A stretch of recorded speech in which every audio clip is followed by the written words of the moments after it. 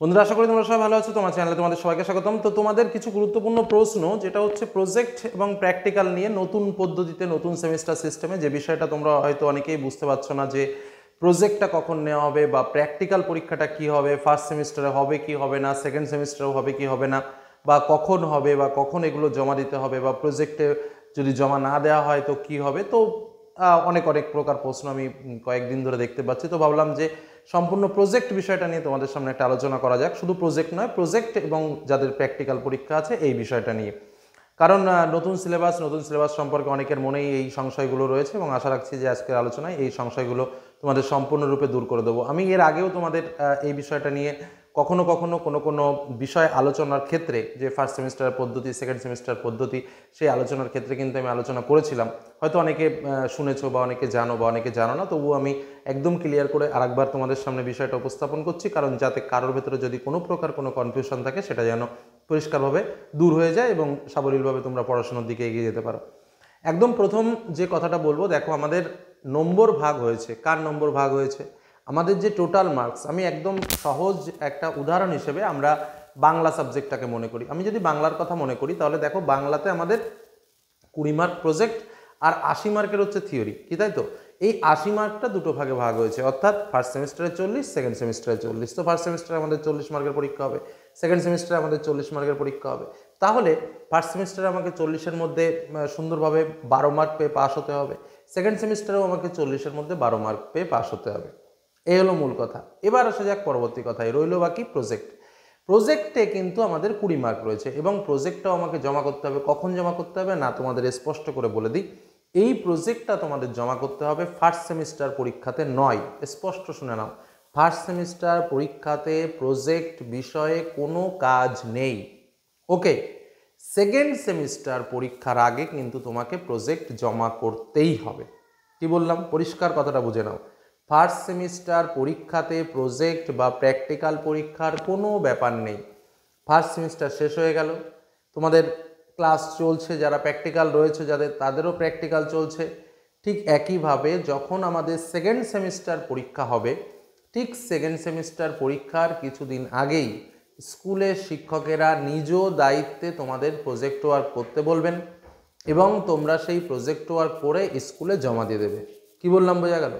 তারপরে বা যাদের প্র্যাকটিক্যাল আছে তারা কি করবে, ঠিক পরীক্ষার আগে বা 2-1 দিনের মধ্যেই, সেটা গভর্নমেন্ট অর্ডার অনুযায়ী, খুব তাড়াতাড়ি প্র্যাকটিক্যাল পরীক্ষাটা নিয়ে নেবেন।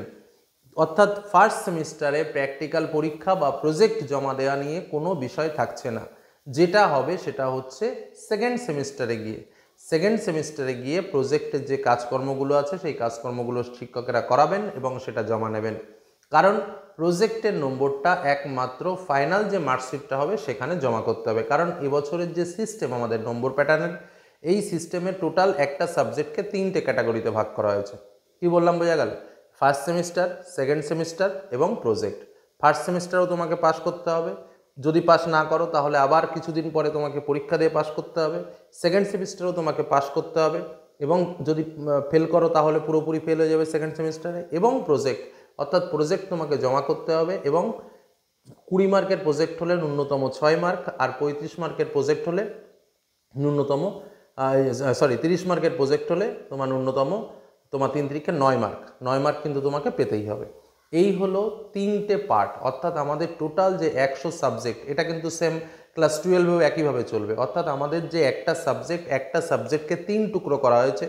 এবার ধরো কেউ যদি বলো যে স্যার আমি ফার্স্ট সেমিস্টারে 40-এর মধ্যে আমি 30 পেয়েছি, সেকেন্ড সেমিস্টারে আমি 40-এর মধ্যে আমি 7 পেয়েছি, তাহলে তোমার 37 হয়ে গেল। প্রজেক্টে স্যার আমি 20-র মধ্যে 16 পাচ্ছি, তাহলে তো স্যার আমার প্রচুর নম্বর হয়ে গেল, তবুও কিন্তু তুমি ফেল। কারণ এবারে সিস্টেমটাই হচ্ছে ওই, যে আমাকে 3টে ক্যাটাগরিতে আলাদা আলাদাভাবে পাস করতে হবে।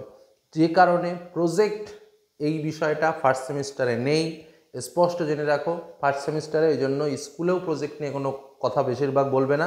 তবে স্বাভাবিকভাবে যে প্র্যাকটিক্যাল ক্লাসগুলো হয় সেটা তো স্বাভাবিকভাবে স্কুলে প্র্যাকটিক্যাল ক্লাসগুলো চলতে থাকবে, কিন্তু ফাইনাল পরীক্ষা বা ক্লাস 11-এর যে ফাইনাল পরীক্ষা বা সেকেন্ড সেমিস্টার বলো, সেই সেকেন্ড সেমিস্টারের আগে কিন্তু তোমাদের যত প্রজেক্ট ওয়ার্ক আছে বা প্র্যাকটিক্যাল পরীক্ষা রয়েছে সেসব পরীক্ষাগুলো টিচার নিজ দায়িত্বে নিয়ে নেবেন। এবং বলে রাখি এই যে ফার্স্ট সেমিস্টারের সেকেন্ড সেমিস্টারের যে প্র্যাকটিক্যাল পরীক্ষা তার প্রশ্নও কিন্তু স্কুলের শিক্ষকই করবেন, সেই প্রশ্নও কিন্তু বাইরে থেকে আসবে না। টোটাল যে 11টা রয়েছে অর্থাৎ ফার্স্ট সেমিস্টার এবং সেকেন্ড সেমিস্টার টোটাল দায়িত্ব কিন্তু স্কুলের ওপর। স্কুল সম্পূর্ণ কাজবাজ করবেন। তবে হ্যাঁ, ফার্স্ট সেমিস্টারের নম্বর নির্দিষ্ট টাইমে জমা করতে হবে গভর্নমেন্টের কাছে। আবার ঠিক একইভাবে সেকেন্ড সেমিস্টারে যে নম্বরটা পেলো সেই নম্বরটাও কিন্তু জমা করতে হবে কাউন্সিলের কাছে। বোঝা গেল কি বললাম? এবং তোমরা স্বাভাবিকভাবে ক্লাস 11-এর মার্কশিটও কিন্তু হাতে পাবে। এই হলো সম্পূর্ণ সিস্টেম।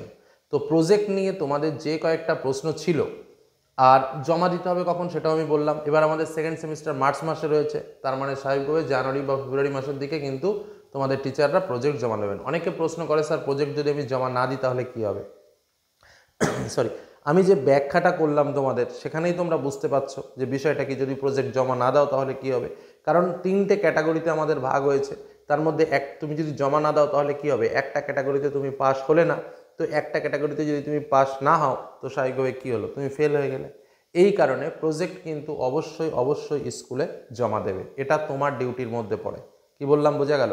আর এই ধরনের কাজগুলো অর্থাৎ প্রজেক্টের কাজ বা প্র্যাকটিক্যালের কাজ, এই ধরনের কাজগুলো সবসময় স্কুলের সঙ্গে যোগাযোগ ভালো রাখবে, টিচারদের সঙ্গে কোলাবরেটটা ভালো রাখবে, যিনি ক্লাস নেন তার সঙ্গে একটু কমফোর্টেবল ব্যবহার, এবং ক্লাসে নিয়মিত যারা ক্লাস করে তাদের ক্ষেত্রে প্রজেক্টে নম্বর পাওয়াটা যে খুব বেশি এফেক্টিভ হয় সেটা আমার মনে হয় না। কারণ আমিও দেখেছি যে স্বাভাবিকভাবে প্রজেক্ট ওয়ার্ক করা বা প্রজেক্ট জমা নেওয়া বা প্রজেক্টে নম্বর দেওয়া এই ধরনের ক্ষেত্রগুলোতে একটু চোখের দেখা, ভালো স্টুডেন্ট, চেনা স্টুডেন্ট, পড়াশোনায় ভালো বা বিভিন্ন ক্ষেত্রে অংশগ্রহণ করে বা তার কাজকর্ম ঠিকঠাক আছে, এই ধরনের ছেলে মেয়েগুলোকে কিন্তু এক্সট্রা একটা বেনিফিট দেওয়া হয়। এটা শুধু আমার ক্ষেত্রে না, বেশিরভাগ টিচাররাই কিন্তু এই কাজগুলো করে থাকেন। তো সেই কাজটা কিন্তু তোমাকে নিজের দায়িত্বে করে নিতে হবে। এই হলো বেসিক কথা। তো আশা করি প্রজেক্ট নিয়ে তোমাদের ভেতরে আর কোনো প্রকার কোনো কনফিউশন থাকার কথা নয়। বোঝা গেল? যেহেতু সেমিস্টার সিস্টেমটা আমাদের ব্রেকিং হয়েছে, তোমাদের অনেকের প্রশ্ন ছিল, যে জন্য ভাবলাম যে এই প্রজেক্ট এবং প্র্যাকটিক্যাল নিয়ে তোমাদের যে সংশয় রয়েছে সেই সংশয়গুলো পরিষ্কার করে দিই, যাতে তোমরা এই নিয়ে আর না ভাবনা চিন্তা করো। তো এইভাবে আমরা সামনের দিকে এগোবো এবং সেকেন্ড সেমিস্টারের আগে চেষ্টা করবে সবসময় যে ফার্স্ট সেমিস্টার হয়ে গেল বা সেকেন্ড সেমিস্টারের ঠিক আগে বা তার আগে টিচারের সঙ্গে সলা পরামর্শ করে প্রজেক্টের কাজটা আগে আগে করে নেওয়ার। কারণ ওই ঠিক ফাইনাল পরীক্ষার আগে একটা প্রেশার থাকে, সেই প্রেশারটার আগেই যদি তোমরা একটু নিরিবিলিভাবে এই কাজগুলো করে নিতে পারো সেটা কিন্তু অনেক বেনিফিটেড হবে। এটুকু শুধু তোমাদের বললাম। এই বলে আজকের আলোচনা শেষ করলাম। সকলে ভালো থাকো, চ্যানেলের সঙ্গে থাকো। কোনো কিছুর প্রয়োজন হলে অবশ্যই কমেন্টে কমেন্ট করো। তোমাদের একটা কথা জানিয়ে রাখি, বিভিন্ন সাবজেক্টের চ্যাপ্টার ওয়াইজ নোটস আমাদের কাছে আসতে শুরু করেছে। খুব তাড়াতাড়ি আমরা সেগুলো তোমাদের ডেলিভারি দিয়ে দেবো এবং তোমাদের সামনে যে পরীক্ষাগুলো রয়েছে সেই পরীক্ষায় তোমরা কিন্তু এর থেকে অনেক অনেক বেনিফিট পাবে। তো আজকের মধ্যে এখানেই শেষ করছি। ভালো থেকো, সুস্থ থেকো, সাবধানে থেকো। ধন্যবাদ।